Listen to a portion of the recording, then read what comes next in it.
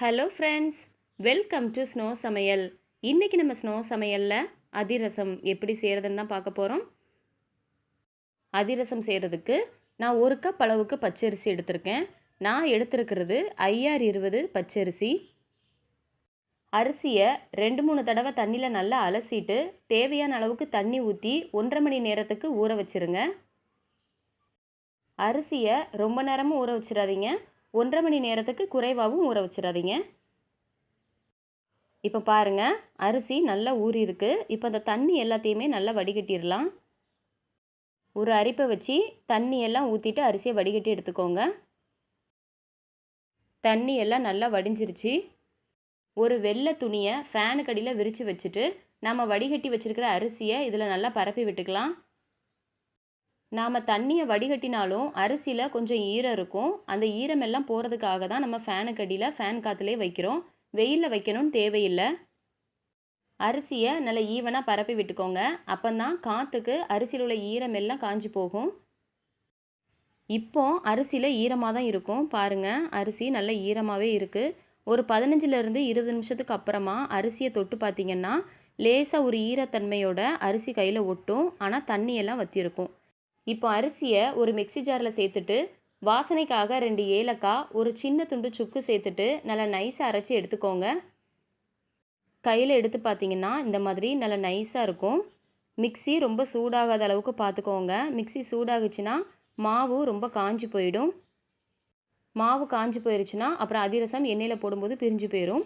இப்போ நம்ம அரைச்சி வச்சுருக்கிற மாவை இந்த மாதிரி அரிப்பில் அரிச்சு எடுத்துக்கலாம். அரிப்பில் 3 சைஸ் கொடுத்துருப்பாங்க.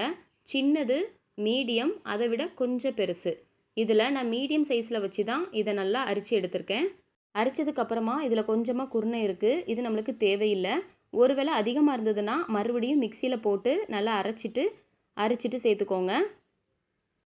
மாவோட மேல் பக்கம் காயாமல் இருக்கிறதுக்காகவும் மாவில் இருக்கக்கூடிய ஈரப்பதம் காயாமல் இருக்கிறதுக்காகவும் மாவோட மேல் பக்கத்தை கையால் நல்லா அமுத்தி விட்டுட்டு ஒரு பிளேட் வச்சு மூடி வச்சுருங்க. இப்போ பாகு காய்ச்ச ஆரம்பிச்சிடலாம். 1 கப் அரிசிக்கு 3/4 கப் வெல்லம் எடுத்திருக்கேன். வெல்லத்தை இடிச்சிட்டு சேர்த்துக்கோங்க. செதுக்கிட்டு சேர்க்குறத விட இடித்து சேர்க்கும்போது அளவுகள் சரியாக இருக்கும். இதில் 1/4 கப் அளவுக்கு தண்ணி சேர்த்துக்கோங்க. வெல்லம் முதல்ல நல்லா கரையட்டும். கரைஞ்சதுக்கப்புறமா இதை ஃபில்டர் பண்ணி எடுத்துக்கலாம். அதிரசம் செய்கிறதுக்கு மண்டை வெல்லம் தான் எடுக்கணும். அச்சு வெல்லம் சேர்த்துறாதீங்க. மண்டை வெல்லம் தான் பாகு வெல்லம்னு சொல்லுவாங்க. பாருங்கள், வெல்லம் நல்லா கரைஞ்சிருச்சு. இதை ஃபில்டர் பண்ணி எடுத்துக்கலாம். இன்னொரு பாத்திரத்தில் ஒரு அரிப்பை வச்சு வெல்லத்தை அரித்து எடுத்துக்கோங்க. இப்படி பண்ணுறதுனால வெல்லத்தில் இருக்கக்கூடிய சின்ன சின்ன தூசு, மண் எல்லாமே வந்துடும்.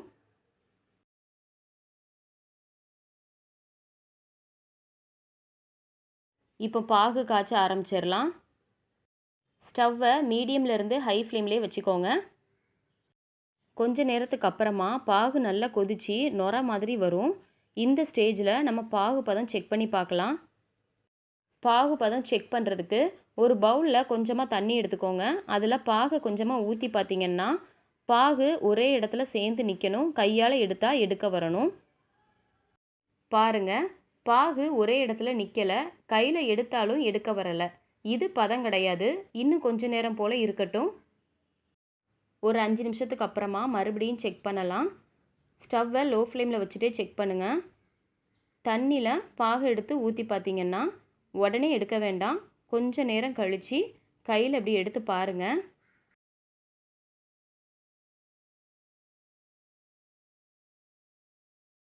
கையால் நீங்கள் லைட்டாக நகர்த்தி விட்டு பாருங்கள். அது பிரிஞ்சு போகாமல் ஒரே இடத்துல சேர்ந்து நிற்கணும். எடுத்து பார்த்தாலும் எடுக்க வரணும்.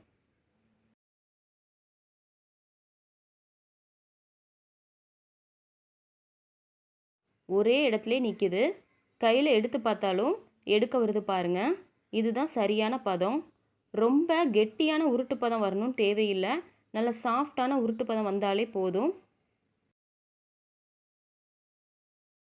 நான் திரும்பவும் செஞ்சு காமிக்கிறேன்.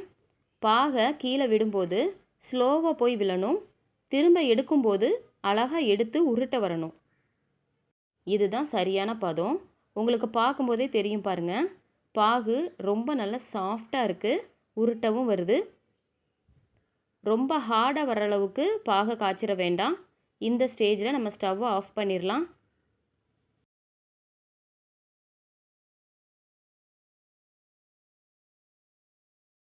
ஸ்டவ்வை ஆஃப் பண்ணதுக்கப்புறமா பாகு பக்கத்துலேயே மாவை வச்சுக்கோங்க. மாவை கொஞ்சம் கொஞ்சமாக போட்டு நல்லா கலந்து விட்டுட்டே இருங்க. நம்மளுக்கு பார்க்கும்போது பாகு கம்மியாகவும் மாவு அதிகமாக இருக்கிற மாதிரி தெரியும். ஆனால் நம்ம மாவை போட்டு பாகில் கலந்து விட விட மாவை வந்து பாகு நல்லா உறிஞ்சி எடுத்துக்கிட்டே இருக்கும் பாருங்கள். மாவை ஒரே டைம் போட்டு கலந்துடாதீங்க. கொஞ்சம் கொஞ்சமாக போட்டு நல்லா கலந்து விட்டுட்டே இருங்க. தீபாவளி வரப்போகுது. வீட்டில் என்னென்ன பலகாரங்கள்லாம் செய்யலாம்னு யோசிச்சுட்ருப்போம். அதிரசம்னா எல்லாருக்குமே ரொம்ப பிடிக்கும். ஆனால் அதிரசம் எண்ணெயில் போடும்போது பிரிஞ்சு வருது, சரியாக வர மாட்டேங்குது அப்படின்னு சொல்லிட்டு நிறைய பேருக்கு பயம் இருக்கும். நான் சொன்ன இதே அளவுகள்லையே நீங்கள் அதிரசம் செஞ்சு பாருங்கள். கண்டிப்பாக அதிரசம் பிரிஞ்சு போகாது, ரொம்பவே நல்லா வரும். நான் ரொம்ப அளவுகளில் செஞ்சு காமிக்கல. 1 கப் அரிசியில் தான் இன்றைக்கி நான் அதிரசம் செஞ்சுருக்கேன். 1 கப் அரிசிக்கு 3/4 கப் வெல்லம், 1/4 கப் தண்ணி, இதே அளவுகளே செஞ்சு பாருங்கள். அதிரசம் ரொம்ப நல்லா வரும். அதிரசம் நீங்கள் ஃபஸ்ட் டைம் பண்ணுறதா இருந்தாலும், ஏற்கனவே ட்ரை பண்ணி எண்ணெயில் போடும்போது பிரிஞ்சு போகுது அப்படின்னு இருந்தாலும், இதே அளவுகளில் நான் சொன்ன இதே பாகு பதத்தில் செஞ்சு பாருங்கள். அதிரசம் ரொம்ப நல்லா வரும். அதுக்கப்புறமா நீங்கள் அளவுகளை அதிகப்படுத்திக்கலாம். 1 கப் அரிசிக்கு பதிலாக 2 கப் அரிசி, அப்படி இல்லைன்னா 1 கிலோ அரிசி, இந்த மாதிரி அளவுகளை அதிகப்படுத்திக்கோங்க. எல்லா மாவுகளையும் சேர்த்துட்டு நல்லா கலந்து விட்டுருங்க. பாருங்கள், பாகு கொஞ்சமாகவும் மாவு அதிகமாக இருந்த மாதிரி தெரிஞ்சது. இப்போ நம்ம கலந்து விட விட எல்லாமே கரெக்டாக இருக்குது பாருங்கள். கரண்டியில் எடுத்து இப்படி போட்டோன்னா ஸ்லோவாக வந்து விழணும். அப்படி இல்லைன்னா ரிப்பன் டைப்பில் வந்து விழும். நம்ம வந்து கண்டினியூவாக இப்படி விட்டு பார்த்தோன்னா ரிப்பன் டைப்பில் வந்து விழும் பாருங்கள். மாவு ரொம்ப லூஸ் ஆகிடக்கூடாது. இது கூட ஒரு 1/2 டீஸ்பூன் அளவுக்கு கருப்பு எள்ளு சேர்த்துக்கோங்க. எள்ளு சேர்த்துட்டு இதை நல்லா கலந்து விட்டுறலாம். உங்களுக்கு எள்ளு சேர்க்க விருப்பம் இல்லை அப்படின்னா சேர்க்க வேண்டாம். ஆனால் எள்ளு சேர்த்தோன்னா நல்லாயிருக்கும். இதை இன்னொரு பாத்திரத்துக்கு மாற்றிக்கலாம். அந்த பாத்திரத்தில் தண்ணி எதுவும் இல்லாத அளவுக்கு பார்த்துக்கோங்க.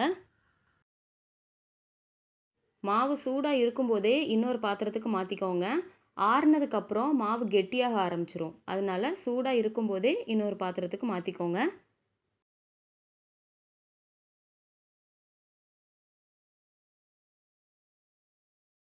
இப்போ இந்த மாவு மேலே காயாமல் இருக்கிறதுக்காக கொஞ்சமாக நெய், அப்படி இல்லைன்னா எண்ணெய் தடவிக்கோங்க. மாவு நல்லா ஆறுனதுக்கு அப்புறமா தான் இதை மூடி வைக்கணும். பாத்திரத்தை சைடில் தொட்டு பார்த்தீங்கன்னா தெரியும் சூடாக இருக்கா ஆறி இருக்கான்னு. அதுக்கப்புறமா நீங்கள் இதை மூடி வச்சுக்கலாம். இதை ஃப்ரிட்ஜில் வைக்கணும்னு தேவையில்லை, ரூம் டெம்பரேச்சர்லேயே வச்சுக்கோங்க. 2 நாளைக்கு அப்புறமா நம்ம அதிரசம் செய்ய ஆரம்பிக்கலாம். 2 நாளைக்கு அப்புறமா இதை ஓப்பன் பண்ணி பார்த்தோன்னா மாவு நல்லா செட் ஆகி வந்திருக்கும். லைட்டாக அழுத்தி பார்த்தீங்கனாலே தெரியும் மாவு நல்லா இறுகி செட் ஆகி வந்திருக்கும். எடுத்து பார்த்தோன்னா நல்லா கெட்டியாக உருட்டுற பதத்துக்கு இருக்கும். எடுத்து உருண்டை பிடிச்சி கையால் தட்டி எண்ணெயில் போட்டு பொரிக்கிறதுக்கு இதே பதத்தில் இருந்தால் தான் அதிரசம் நல்லா வரும். அதிரசம் தட்டுறதுக்கு வாழை இலை, அப்படி இல்லைன்னா ஒரு பிளாஸ்டிக் கவர் எடுத்துகிட்டு அது மேலே கொஞ்சமாக எண்ணெய் தடவிக்கோங்க. இதுக்கு பதிலாக ஒரு பிளேட்டில் எண்ணெய் தடவிட்டு அதில் அதிரசம் தட்டினா கூட நல்லா தான் வரும். ஒரு சின்ன உருண்டை எடுத்து கையால் லைட்டாக அழுத்திக்கோங்க. எல்லா பக்கமும் ஈவனாக வர்ற மாதிரி அமுத்தி விட்டுக்கோங்க. உங்களுக்கு என்ன சைஸில் வேணுமோ அதே சைஸில் பண்ணிக்கோங்க. நான் வந்து மீடியம் சைஸில் பண்ணியிருக்கேன். இது நடுவில் சின்னதாக ஒரு ஓட்டை போட்டுக்கோங்க.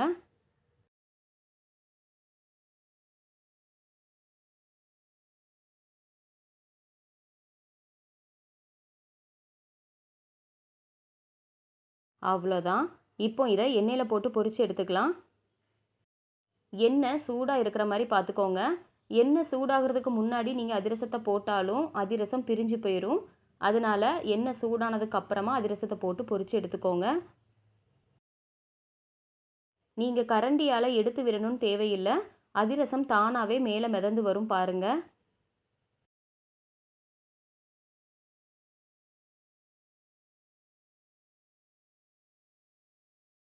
கீழ்ப்பக்கம் வெந்ததும் அதிரசம் தானாகவே மேலே மிதந்து வருது. இப்போ இது மேலே கரண்டியை வச்சு கொஞ்சமாக எண்ணெயை தெளித்து விட்டுட்டே இருங்க.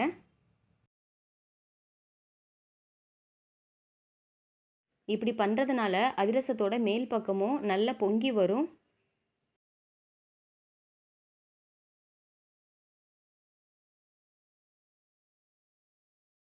ஒரு பக்கம் வெந்ததும் இன்னொரு பக்கமாக திருப்பி போட்டுக்கோங்க. இப்போ அதிரசம் நல்லா வெந்து கலர் சேஞ்ச் ஆகி வந்திருக்கு. இதை எண்ணெயிலேருந்து வெளியில் எடுத்துடலாம். சூடாக இருக்கும்போது வெளியே நல்லா கிறிஸ்பியாக இருக்கும், ஆனால் ஆறுனதுக்கப்புறமா நல்லா சாஃப்டாகிடும். இதே மாதிரி எல்லா அதிரசங்களையும் போட்டு பொரித்து எடுத்துக்கலாம். ஸ்டவ்வை மீடியம் ஃப்ளேம்லேயே வச்சுக்கோங்க. அப்போ தான் அதிரசம் உள்ளேயும் நல்லா வெந்து வரும். ஹை ஃப்ளேமில் வச்சுட்டிங்கன்னா வெளியில் சீக்கிரமாக கலர் சேஞ்ச் ஆகி வந்துடும், ஆனால் உள்ளே மாவாக தான் இருக்கும். அதனால் மீடியம் ஃப்ளேம்லேயே வச்சுக்கோங்க. எண்ணெயிலேருந்து தானாகவே மிதந்து வருது பாருங்கள். எண்ணெயை தெளித்து விடும்போது மேலேயும் நல்லா பொங்கி வரும். ஒரு பக்கம் வெந்ததும் இன்னொரு பக்கமாக திருப்பி போட்டுக்கோங்க. 2 பக்கம் வெந்ததும் எண்ணெயிலேருந்து வெளியில் எடுத்துடலாம். 1 கப் அரிசியில் எனக்கு 12 அதிரசங்கள் வந்திருக்கு. இதே மாதிரி நீங்களும் செஞ்சு பார்த்துட்டு எப்படி இருக்குன்னு கமெண்ட் பண்ணுங்கள். இந்த வீடியோ உங்களுக்கு பிடிச்சிருந்தா ஸ்னோ சமையலை சப்ஸ்கிரைப் பண்ணுங்கள். அன்பாக சமைப்போம், ஆனந்தமாக சாப்பிடுவோம், ஆரோக்கியமாக வாழ்வோம். தேங்க்யூ.